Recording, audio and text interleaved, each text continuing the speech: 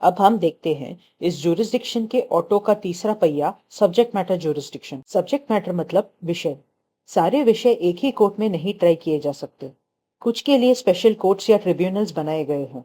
मोटा मोटा एक एग्जाम्पल होगा कि सिविल कोर्ट क्रिमिनल मैटर्स नहीं सुन सकते। कुछ स्पेशल कोर्ट्स हैं जैसे कंज्यूमर कोर्ट्स जो ग्राहक के अधिकार के लिए हैं और कंज्यूमर प्रोटेक्शन एक्ट 2019 के अंदर आते हैं। कोऑपरेटिव कोर्ट्स जो सहकारी संस्थाओं के चलने को लेके है और राज्य कोऑपरेटिव सोसाइटीज एक्ट के अंदर आते हैं। इनकम टैक्स ट्रिब्यूनल जो आयकर को लेके मैटर्स के लिए है और इनकम टैक्स एक्ट के अंदर बनाए गए हैं वगैरह। एसएमजे को देखने के लिए कुछ जजमेंट्स देखते हैं। बॉम्बे हाईकोर्ट का एक जजमेंट है Asif Ahmed Ali Porbandarwala versus Mrs Daulat Akbar Ali Porbandarwala. Notice of motion number 1085 of 2011 in short cause suit number 2393 of 2001। इस केस में मेन विषय एक ट्रस्ट को लेके था अकाउंट्स के लिए बॉम्बे सिटी सिविल कोर्ट में।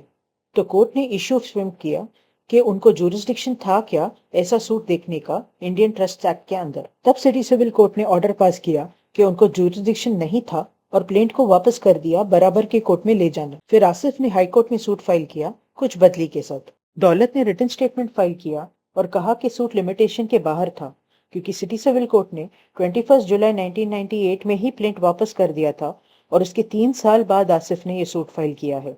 फिर दौलत ने ये नोटिस ऑफ मोशन फाइल किया सूट के डिसमिसल के लिए क्योंकि नीचे के कोर्ट ने ऑर्डर 7 रूल 10 के अंदर प्लेंट को वापस कर दिया था। तो आसिफ को वही प्लेंट बराबर के कोर्ट में फाइल करना होगा ऑर्डर 7 रूल 10A के अंदर।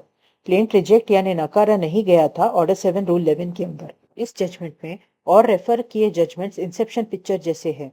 जजमेंट के अंदर जजमेंट ऐसे। आसिफ ने एक जजमेंट का सहारा लिया जिसमें कहा गया था कि जब ऑर्डर 7 रूल 10 सीपीसी के अंदर प्लेंट रिटर्न होता है तब प्लेंटिफ के पास 2 ही ऑप्शन है, या तो उस ऑर्डर को चैलेंज करे या बराबर के कोर्ट में फाइल करे लिमिटेशन के अंदर, और ऐसे फिर से प्रेजेंट किए प्लेंट में अमेंडमेंट्स कर सकते हैं। ये भी कि जब सूट को बराबर के कोर्ट में प्रेजेंट करे तब वो गलत कोर्ट के ही सूट का कंटिन्यूएशन नहीं होता। आसिफ ने बॉम्बे हाई कोर्ट के एक जजमेंट को भी रेफर किया जिसमें कहा गया था कि अगर कोर्ट को लगे कि उसको एसएमजे नहीं है तो और कोई भी आगे का ऑर्डर पास नहीं कर सकता है। वो रिटर्न ऑफ प्लेंट का ऑप्शन कोर्ट को सिर्फ टीजे या पीजे के बाहर हो सूट तभी है क्योंकि एक बार कोर्ट का जुरिसडिक्शन नहीं है वो पता चल जाए तो वो आगे का कोई भी ऑर्डर पास नहीं कर सकता प्लेंट वापस करने वगैरह के लिए। उसमें एक जजमेंट में कहा गया इलाहाबाद हाईकोर्ट में कि प्लेंट ने पढ़ने के बाद अगर कोर्ट को लगे कि सूट टीजे या पीजे के बाहर है तो प्लेंट रिटर्न कर सकती है और अगर एसएमजे के बाहर है तो प्लेंट को रिजेक्ट ही कर सकती है। कोर्ट ने कहा कि हाईकोर्ट के प्लेंट में कॉज ऑफ एक्शन ही अलग है, तो डिफेंडेंट का कहना कि प्लेंट को सिटी सिविल कोर्ट ने रिटर्न किया तो वही प्लेंट बराबर के कोर्ट में प्रेजेंट करे, इस बात को नहीं माना जा सकता। बराबर का कोर्ट मतलब करेक्ट टीजे, पीजे और लिमिटेशन और कोर्ट फीस होना चाहिए। कोर्ट ने कहा कि जब सिटी सिविल कोर्ट को पता चला कि उनको एसएमजे ही नहीं है तो प्लेंट रिटर्न करने की बात ही नहीं कर सकते। कोर्ट ने कंक्लूड किया कि जब सूट एसएमजे में नहीं था तो रिटर्न कर ही नहीं सकता, प्लेंट को रिजेक्ट ही करना होगा। ऊपर से कोर्ट ने कहा कि जब डिफेंडेंट ने 2004 में रिटन स्टेटमेंट में कहा कि सूट लिमिटेशन के बाहर है लेकिन ये नोटिस ऑफ मोशन फाइल किया 2011 में जो खुद बहुत डिले के बाद फाइल किया गया है, तो ये एक्सेप्टेबल नहीं है। इससे पता चलता है कि ऑर्डर 7 रूल 10 के अंदर प्लेंट रिटर्न सिर्फ पीजे, टीजे वगैरह केसेस में किया जा सकता है।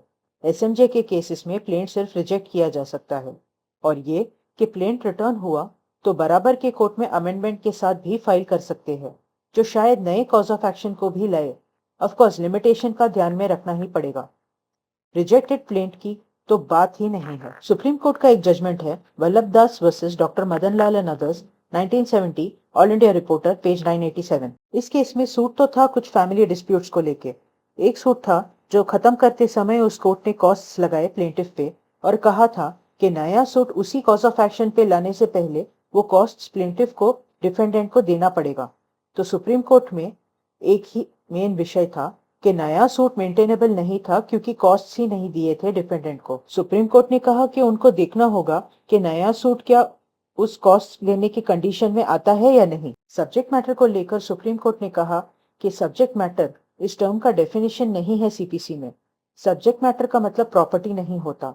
उस केस में प्रॉपर्टी पे अधिकार है सब्जेक्ट मैटर जो प्लेंटिफ अपना बताना चाहता है, मतलब कॉज ऑफ एक्शन और जो कोर्ट से रिलीफ मांगा गया है वो। जब तक कॉज ऑफ एक्शन और रिलीफ ये पहले के सूट में और दूसरे सूट में एक ही ना हो, तब तक ये नहीं कहा जा सकता कि सब्जेक्ट मैटर दोनों सूट में एक है। इससे हमें पता चलता है कि एसएमजे के लिए उस कोर्ट को जो प्लेंटिफ लाया है वो कॉज ऑफ एक्शन सुनने का और जो प्लेंटिफ ने मांगा है कोर्ट से वो देने का जुरिस्डिक्शन होना चाहिए।